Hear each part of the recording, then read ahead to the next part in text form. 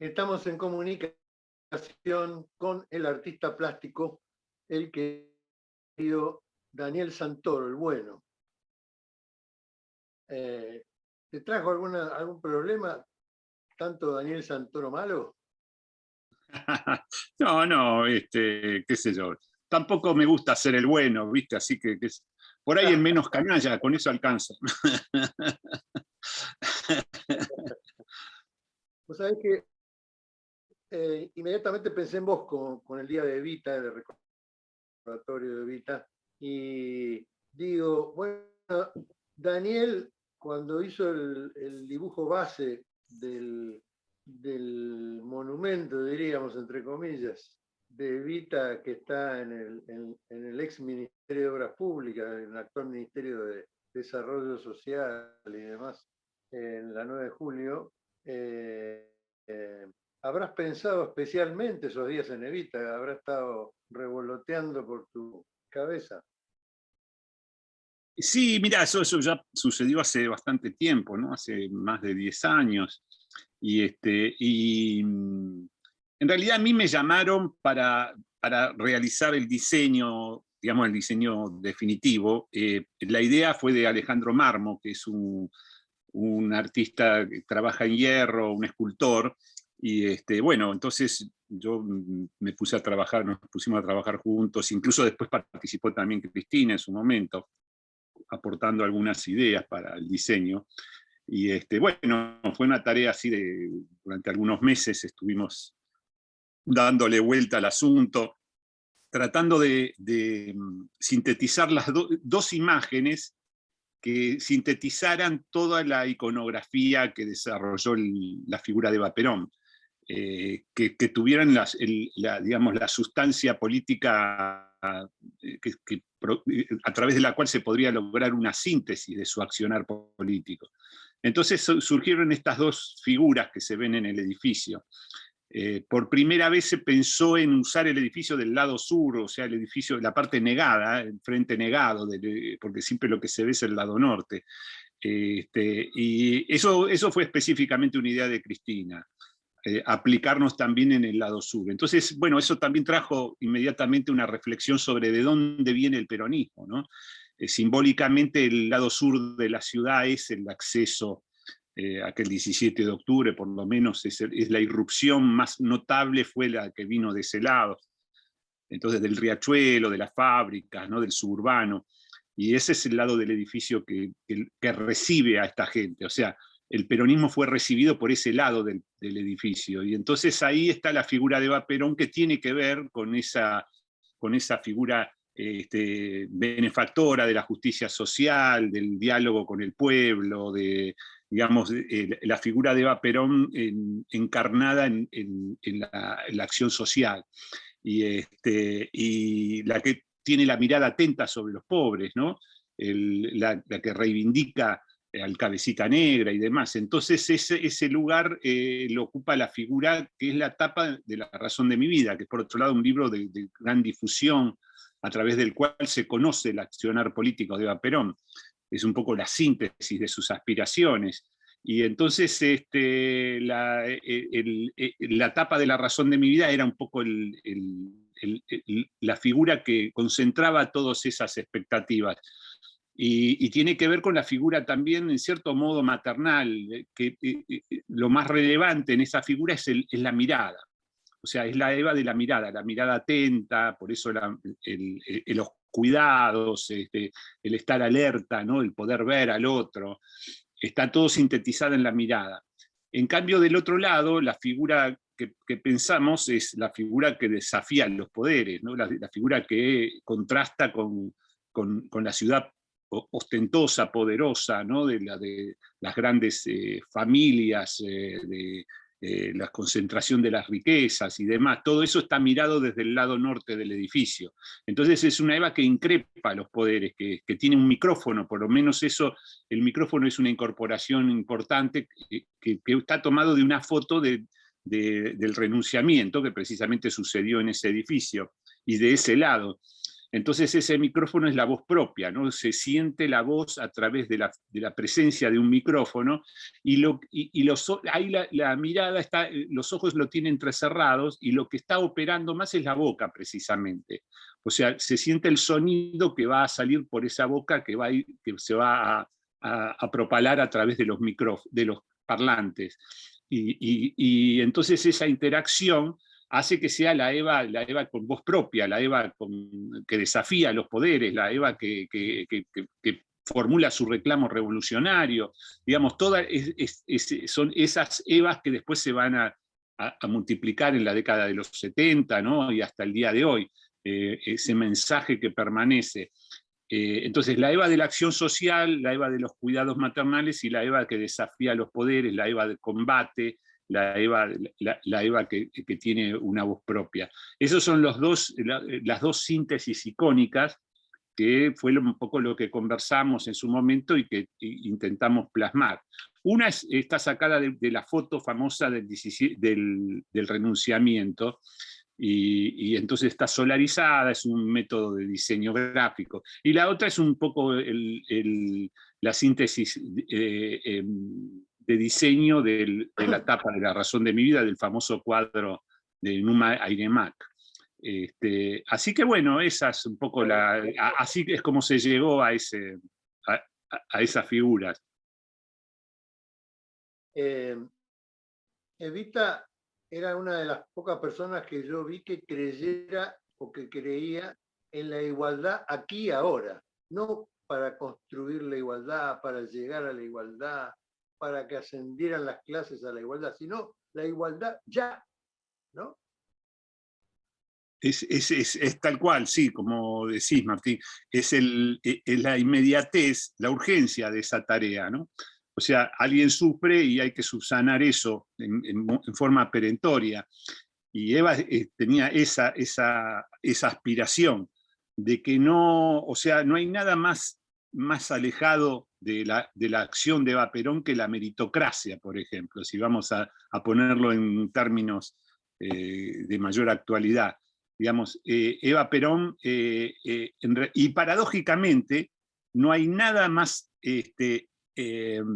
comparable a la meritocracia que la acción de Eva Perón. Vos fijate, o sea, la idea de meritocracia, que es la que nos venden ahora, es esa idea de, bueno, cada uno hace lo que puede con su vida y qué sé yo, y el que junta los méritos gana y demás. Bueno, Eva Perón, si se quiere, es la más profunda meritócrata, paradójicamente, a través precisamente de una acción que niega absolutamente la idea de esta idea de meritocracia, y la traslada a un nivel superlativo. Es decir, sí, dice Eva Perón, con su acción, ¿no? Nos diría Eva Perón, sí, claro que sí, vamos a poner a los chicos más pobres, a los que nada tienen, en el mismo lugar de largada que los chicos más ricos.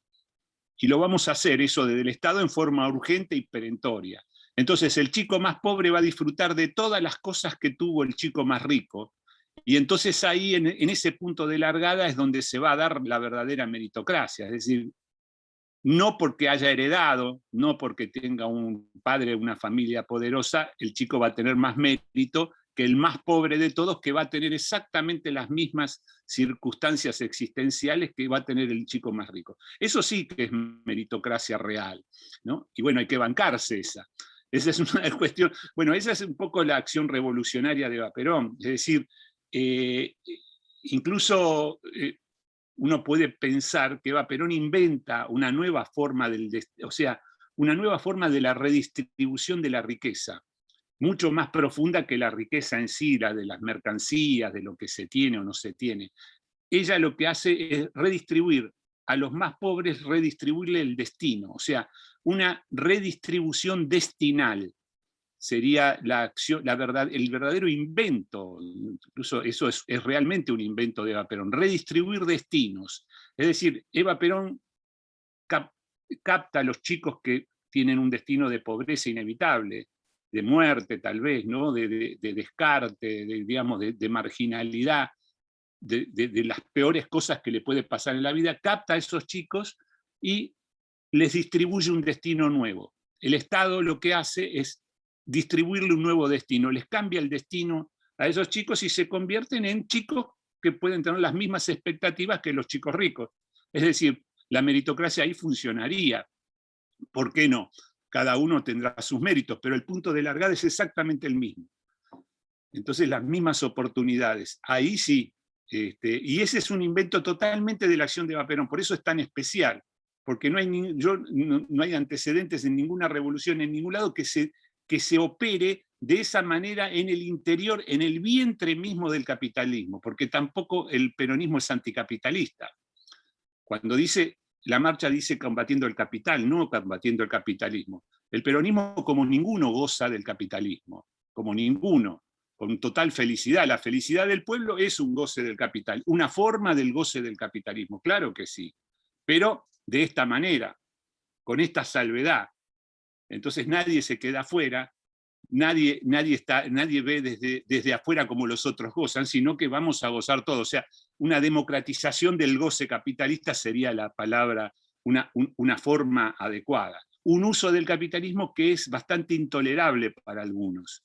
Y para nosotros no. Entonces, claro, cuando se despiertan los fantasmas comunistas y demás, es una especie de defensa contra la acción del peronismo, que es intolerable porque no es ideológicamente, no tiene nada que ver con el comunismo, ni con el marxismo, ni con nada, sino todo lo contrario. Es una forma de acceder democráticamente a las posibilidades, al goce que ofrece esta etapa del capitalismo, por lo menos. Es una cuestión muy, muy interesante para tratar eso, que todavía incluso no se ha comprendido del todo. Por eso está siempre esta cuestión de la izquierda y la derecha, que incluso hasta Cristina lo ha dicho ya en algún discurso hace un par de años, ¿no? Que había que revisar toda esta cuestión de la izquierda y la derecha, y el peronismo es el que revisa esas cuestiones tan duras, ¿no? de definiciones ideológicas que siempre nos quieren, un brete en el que siempre nos quieren meter a los peronistas.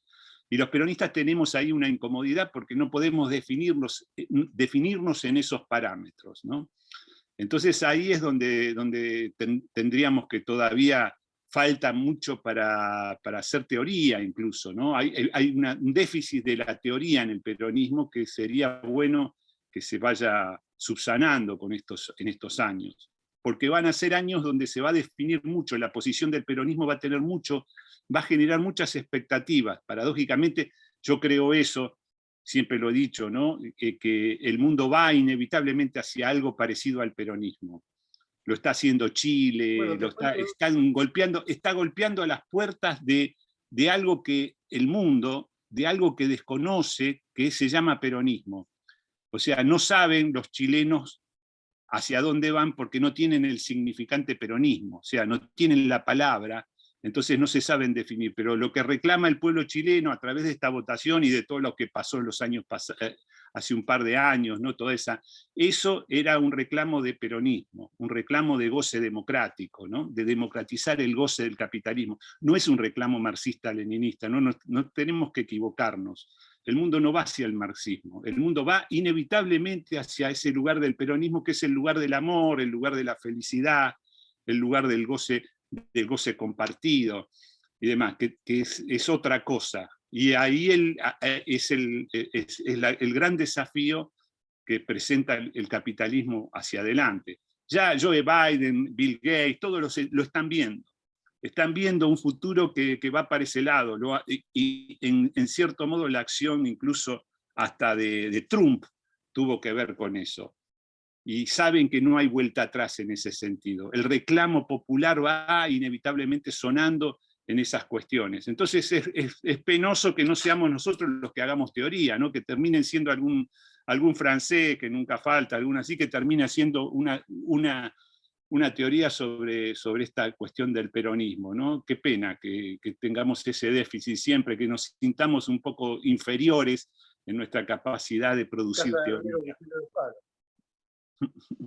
Vos sabés que contaba Guillermo Olivieri de la gira de Alberto Fernández y la reunión y la cena con Macron, y Eduardo Valdés contaba lo mismo, pero en la reunión de Alberto Fernández con Merkel en Alemania, en la cena después de la reunión, los dos hicieron un espacio, Merkel lo marcó directamente, dijo, no, he reservado 2 horas para que ustedes me hablen del peronismo. Macron dijo lo mismo, necesitaría a que me hablen de qué es el peronismo, porque no puedo entender que después de 70 años siga vivo un movimiento sin su líder, sin su generador, con tanta fortaleza. O sea que corroborando lo que vos decís, digamos. Sí, sí, no me cabe duda que es así. Nosotros somos los que tenemos un cierto sentimiento de inferioridad, incluso los mismos peronistas, no solo a nivel nacional, ¿no? Que no nos animamos a ser creativos con esto, ¿no? Tenemos una invención fantástica, una invención política que es un tesoro, que la hicieron Perón y Eva Perón, y no sabemos administrarla correctamente para llevarla al nivel en el que se reclama, que es el máximo nivel, ¿no? O sea, la humanidad está a la espera de una respuesta que nosotros no estamos dando. Es una pena eso. El Papa Francisco algo en eso cubre un flanco, ¿no? Tenemos todas las posibilidades, pero bueno. Yo le preguntaba a Eduardo Valdés, ¿y por qué crees que está la Merkel interesada? Dice, porque fue muy impactante las palabras de Francisco cuando apareció en la escena respecto de la inmigración, que hasta entonces era una invasión que sentían los europeos, y a partir de la mirada de Francisco tuvieron que verlo de otra manera, en otro lugar una cosa más humanitaria, más de distribución de la riqueza, más de derechos de los inmigrantes por haber sido saqueados, otra cosa. Digamos. Y ya ves la Merkel cómo ha cambiado, ¿no? Uno tiene que creer en esas cosas, ¿no? Que la gente se da cuenta de las cosas y puede cambiar. La Merkel era una canalla hace 10 años atrás, una canalla con los inmigrantes. Ya no lo es. Digamos la palabra de Francisco y bueno, lo que también plantea Rubén Dri, ¿no? Que dice el peronismo es la doctrina de Jesús.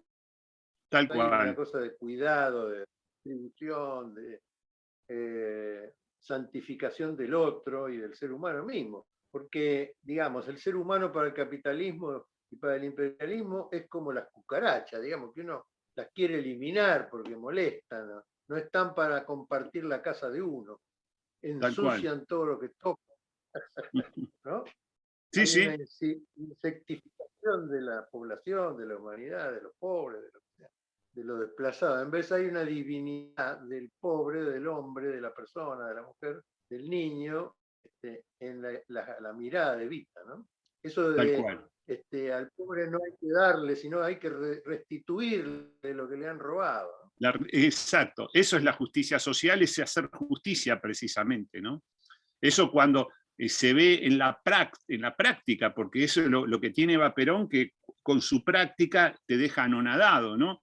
Cuando hace la ciudad infantil y le pide, esto me lo contaba la enfermera que estaba a cargo de las compras, le pide, no vayas a comprar uniforme, no quiero ver ningún uniforme de nada, quiero que compres la ropita de los chicos más pobres, la compres en Jaros y Gatti Chávez, que le compres el mejor ajuar. Eso eran los chicos más pobres, o sea, eso es restituir la justicia, que tengan la experiencia de los chicos ricos. Les mandó comprar unos automóviles eléctricos que tenían, que eran los juguetes más caros de Estados Unidos, unos automóviles reales en los que se podían meter los chicos y aprendían a manejar automóviles y a manejarse en la calle, con las leyes de tránsito y demás. Los chicos más pobres, en el momento en que automóvil tenían nada más que los millonarios, ¿no? O sea, era muy poco la difusión del automóvil. Sin embargo, ella prevía ya, en la ciudad infantil, en el patio de juegos, había un banco.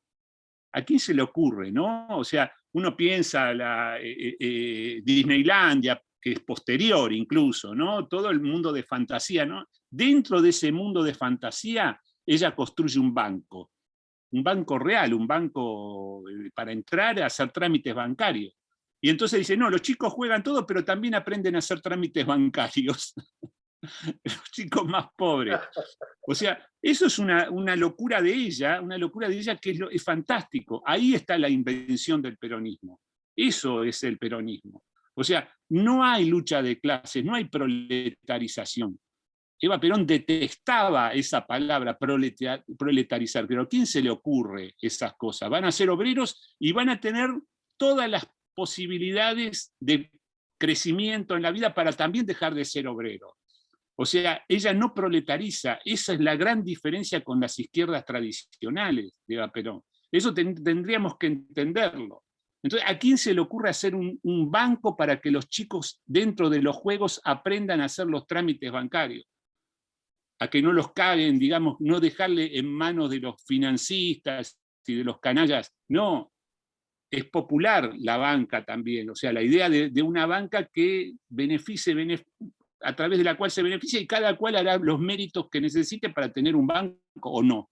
O sea, no hay ninguna sanción en ese sentido que queda en la cual se fija un techo. No hay techo de nada en el peronismo. Por eso también está lleno de canallas el peronismo. Bueno, porque los propicia también. Nos jodamos con eso. No es tan fácil la cuestión. Los canallas justicieros. Tal cual. Ahora, también en tu obra plástica, en tu pintura sobre el peronismo, aparece otras Evitas, la Evita que le hace chachás en la cola al niño rico, ¿no? Claro. Eh, Al niño gorila y al niño marxista-leninista, ¿eh? No hay que olvidarse de los dos. O sea, reparte castigos para un lado y para el otro. Claro que sí, sí, claro. Eso son todas visiones. Lo que pasa es que yo no hago pedagogía con eso, yo juego con el imaginario y uso el peronismo como Claro. podría usar una naturaleza muerta, un pomelo, una botella. Yo uso el peronismo, entonces juego con ese imaginario que ha proliferado. O sea, la Eva mala, la mujer del látigo, la bruja, bueno, hoy en día eso se traslada a la figura de Cristina, ¿no? Entonces todos esos fantasmas de la mujer malvada, por ejemplo, me gusta encarnarlos en un ícono también.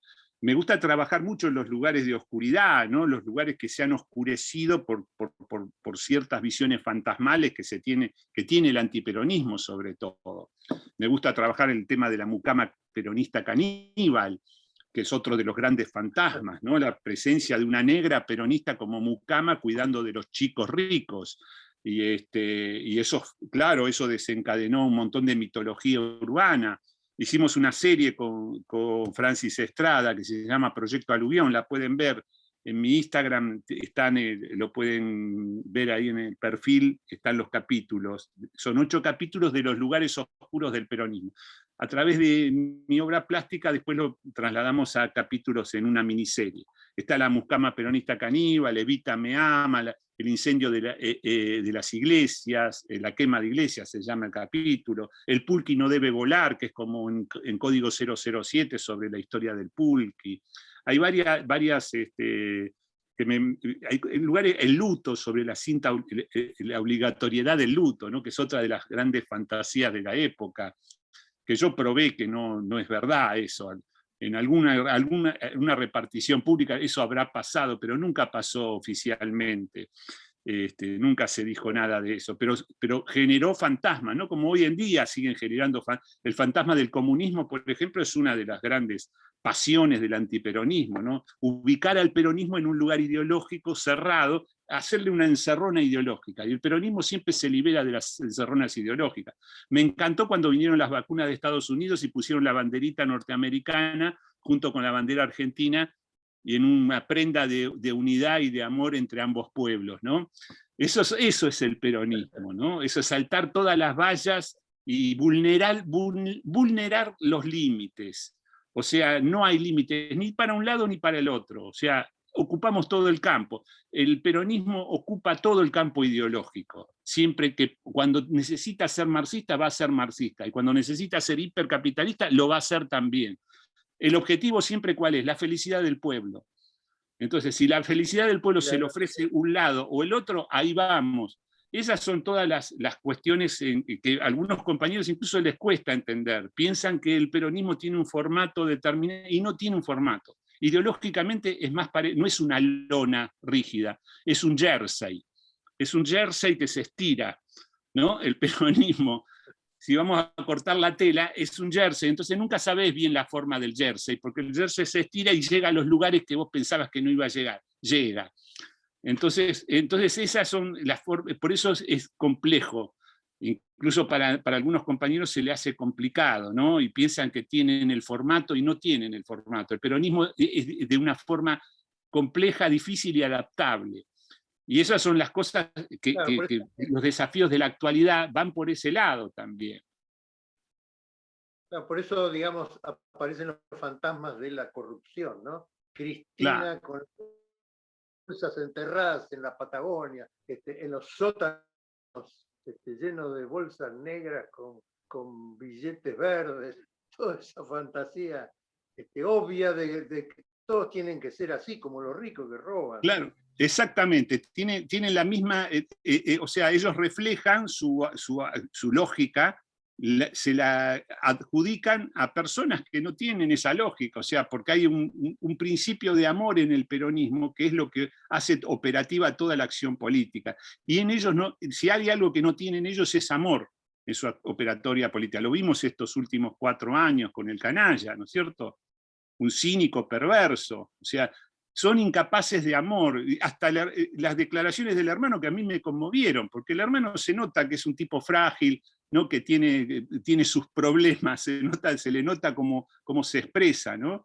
Y ahí se nota esas relaciones, cómo se pueden llegar a decir esas cosas, ¿no? En el interior de una familia, y es porque no hay amor, porque hay algo ahí que está fallando, ¿no es cierto? Y eso para ellos es muy ajeno, nuestra forma operativa, ¿no? que está fundada en la felicidad, en la obtención de la felicidad del pueblo, ese parámetro que es la guía para nosotros. Entonces ellos están fundados en que el otro se va a sacrificar. Siempre es un vasallo al cual se le puede pedir más y del cual se puede esperar un sacrificio, ¿no es cierto? Y para nosotros eso es tremendo, ¿no? No es nuestra expectativa, nunca va por ahí. Y entonces es ahí No, donde son...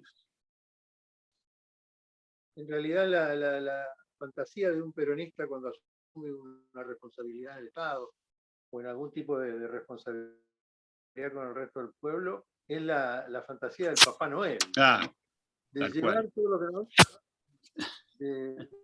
de que la persona no esté frustrada en su expectativa, que tenga aún más de lo que espera, digamos, ¿no? Sí, sí. Sí, la palabra sacrificio no está en el diccionario del peronismo, ¿viste? No puede pedir sacrificio. Un gobierno peronista no puede tener esa expectativa de solicitar un sacrificio, ¿no? Eso es una de las grandes, por eso es tan desafiante. Y así que bueno, eso es. Muchas gracias, Daniel. Una alegría para mí, muy entrañable compartir este día con vos. Bueno, para Fuerte mí, abrazo.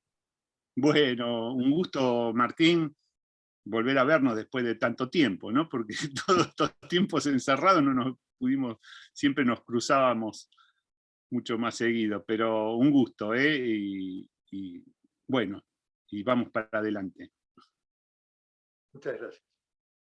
Era Daniel Santoro, el artista plástico, una entrañable personalidad del peronismo, del campo nacional y popular, de la filosofía de la felicidad.